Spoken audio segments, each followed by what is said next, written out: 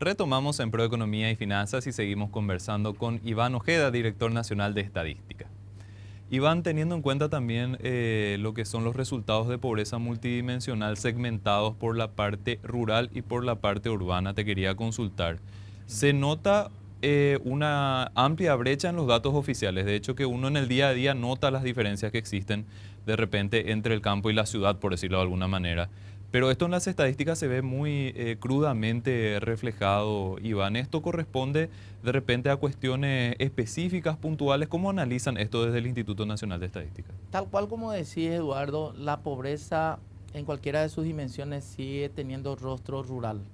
En el caso de la pobreza multidimensional, cuando hablamos de un promedio nacional de 17% de la población en pobreza multidimensional, en la zona rural está en 36%, ¿verdad?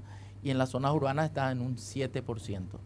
Muchas veces porque las variables o los indicadores que son estudiados muestran que falta mayor desarrollo en las zonas rurales todavía.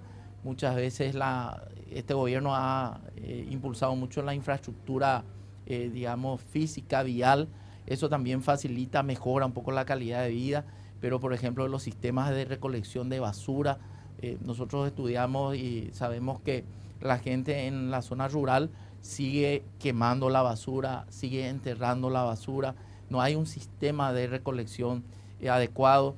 Todavía tenemos limitaciones a la hora del acceso a agua potable, también a los sistemas de saneamiento. Y estos son indicadores que nos muestran el desarrollo. Muchas veces pasa en gran medida por las zonas urbanas y todavía hay brechas importantes en las zonas rurales del país.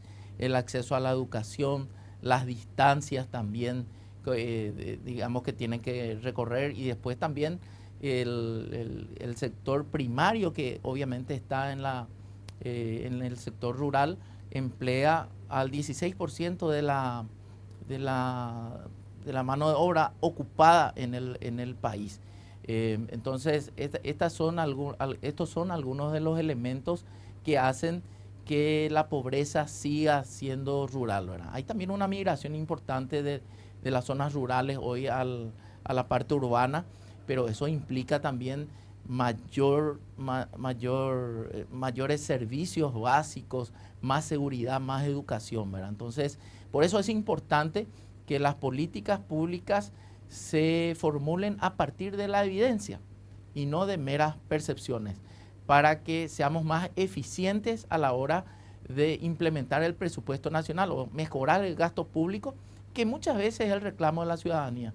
Claro, director, porque justamente con esto se evidencia cuáles son las principales privaciones que se tienen en líneas generales y en cada uno de los segmentos, en el campo y en la ciudad. Ya estuvo mencionando algunas de ellas. Con esto se tiene justamente una idea de hacia dónde se pueden ir apuntando los recursos y los esfuerzos.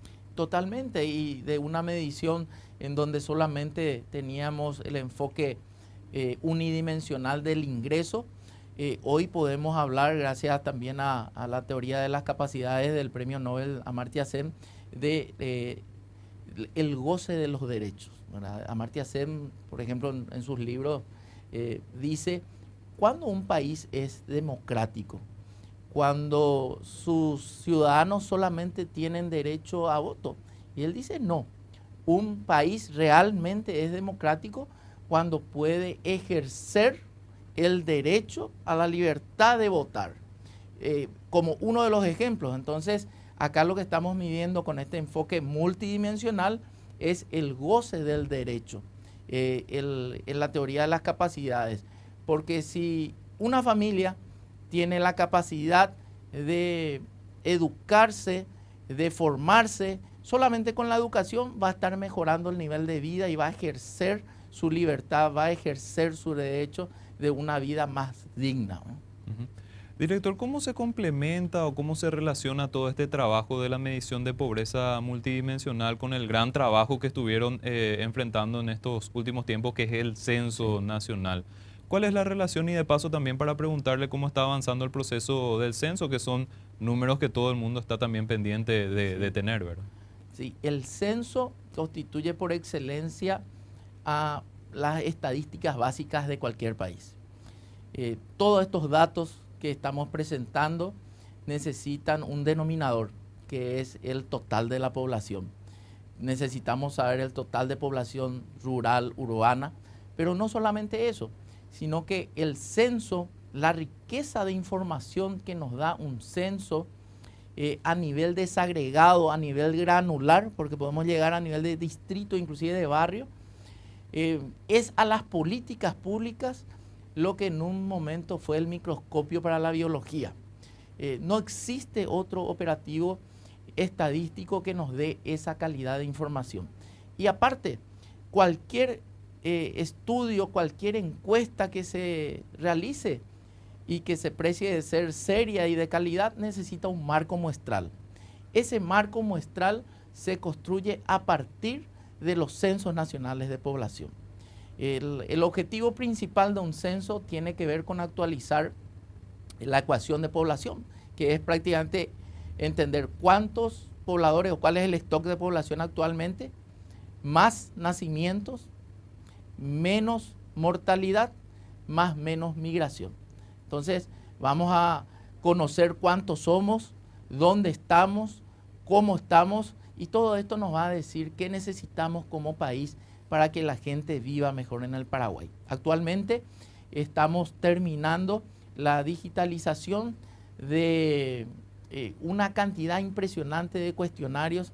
Son más de 70 millones de páginas de cuestionarios que ya están totalmente digitalizados. Esto ha pasado por un control de calidad. En algunos casos hemos vuelto a las viviendas si encontrábamos algunas inconsistencias.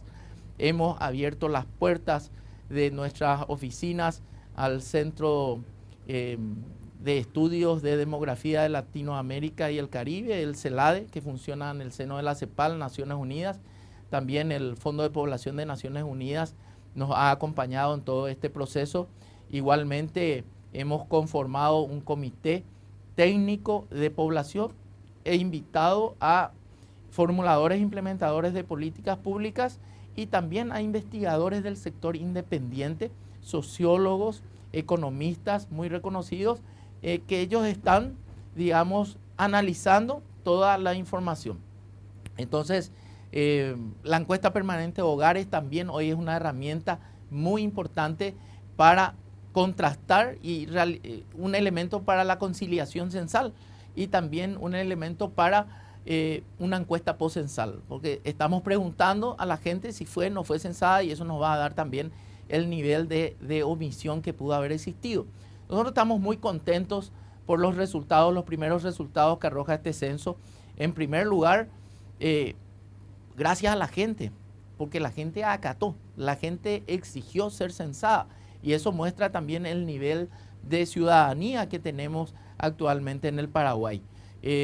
Cierto, las expectativas eran que en 12 horas teníamos que hacer el 100%, pero no existe país en el planeta que llegue luego a una cobertura del 100%. La metodología existe rebasar el 90% de cobertura y nosotros hemos rebasado ampliamente eso. Y en una coyuntura muy compleja, porque hoy nuestros países vecinos también están realizando censo. En el año 2020 a México le tocó hacer el censo en plena pandemia. A Ecuador le toca hacer un censo con estado de sitio, con muchas convulsiones sociales en varios países. Brasil tenía previsto hacer su censo en 3 meses, tuvieron que extender a 10 meses. Entonces, muchos desafíos que hemos tenido que encarar y Costa Rica hoy está también con serios problemas de cobertura. Ojalá que puedan resolver. Gracias a Dios, esa no es la característica del censo del Paraguay, en donde sí tuvimos una cobertura importante y ya los primeros datos vamos a estar dando a finales del mes de agosto posiblemente, si no tenemos contratiempos, y después vamos a convocar a especialistas para abordar las diferentes temáticas, Eduardo, que tienen que ver con estudios sobre la fecundidad. ¿Qué pasó con la fecundidad en estos últimos 10 años? ¿Qué pasó con la mortalidad? ¿Cómo se comportó la migración en los últimos 10 años? ¿Cómo está el déficit habitacional a cuánta gente le falta casa, qué pasó con la salud, con la educación, cómo está el analfabetismo, cómo se comportó. Hoy sabemos que en promedio un habitante en el Paraguay tiene 10 años de estudio. Eso, los censos anteriores nos mostraba que crecía un año cada decenio. Entonces, vamos a ver en estos últimos 10 años también cómo esto evolucionó. El censo indígena, realizamos el 4º censo indígena también con un éxito rotundo que tuvo que ver con una gran participación, un involucramiento espectacular de nuestros hermanos indígenas. Ellos fueron los protagonistas, ellos fueron los censistas, los supervisores, y eso también nos da una gran cobertura de ese censo. Entonces, todo esto vamos a estar publicando en los años siguientes, porque el censo es un proyecto de 5 años. Este es el año 2 del censo.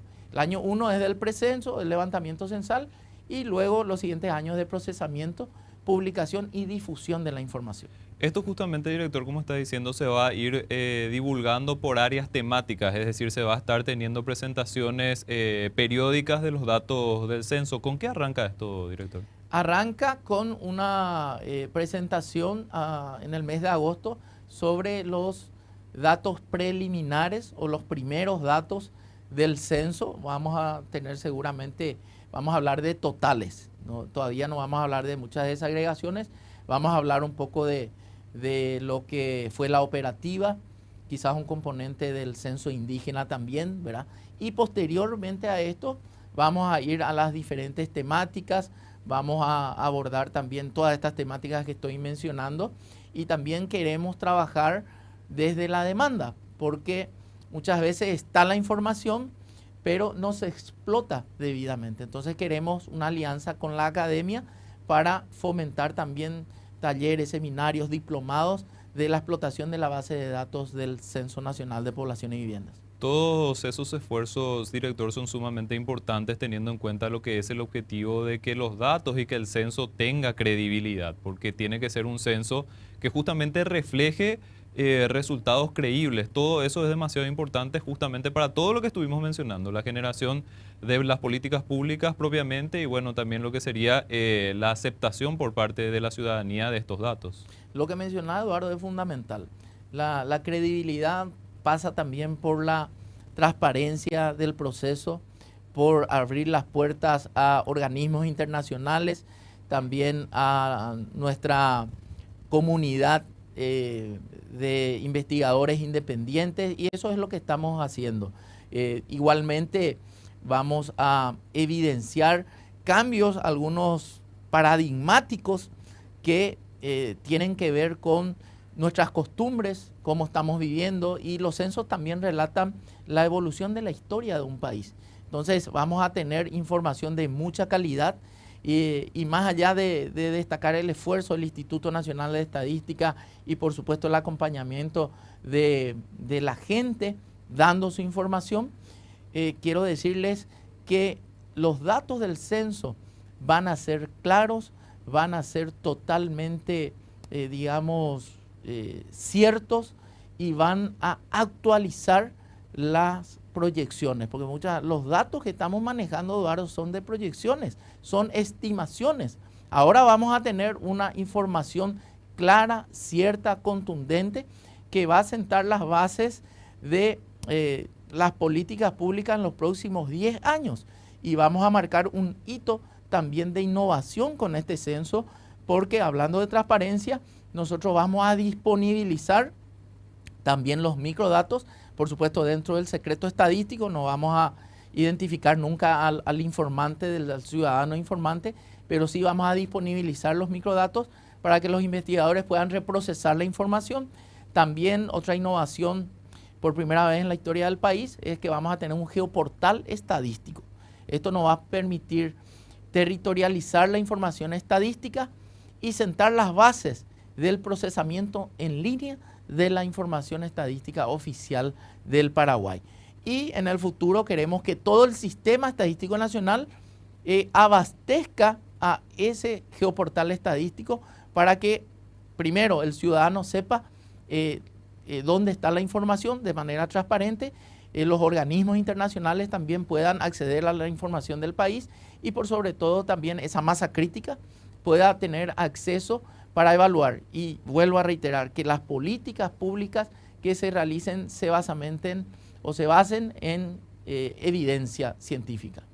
Director, le agradecemos muchísimo su tiempo, su análisis sobre todo este tema de la pobreza multidimensional y también lo que estuvimos comentando del censo son cuestiones claves para nuestro país y vamos a estar analizando esto constantemente, así que esperamos contar con su participación nuevamente en este espacio. Muchísimas gracias, Eduardo, por la invitación.